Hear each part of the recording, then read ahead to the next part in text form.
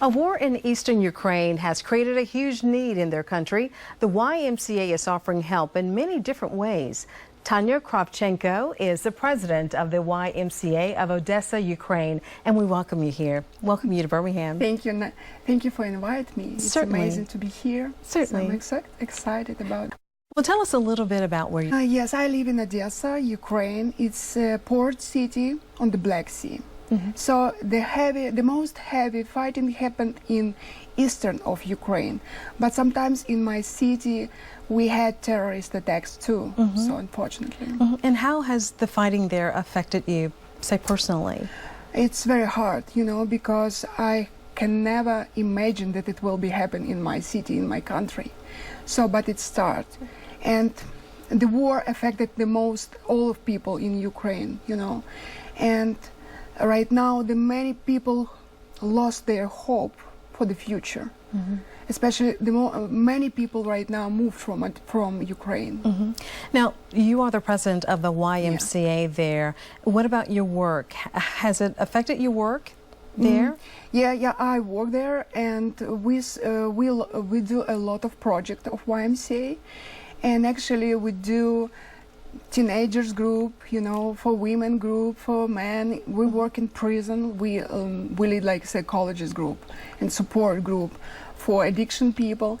But once war start in my country, of course, we start a new project, like we prepare food for soldiers, wounded soldiers, and they are in hospital right now. We have a lot of volunteers who want to help. Are we looking at some of those volunteers? Yeah. You can see here they prepare food in hospital and food. We find medicine for soldiers.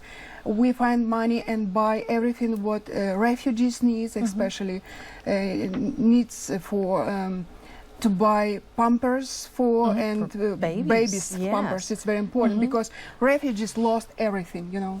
What motivates you to do your work? Of course, my faith, the first motivation, and I love my country, I love my people, Ukrainian people, so that's why I do this. And there is a need. I mean, you're visiting different cities and building awareness about Odessa, Ukraine, and the need. Tell us about the need.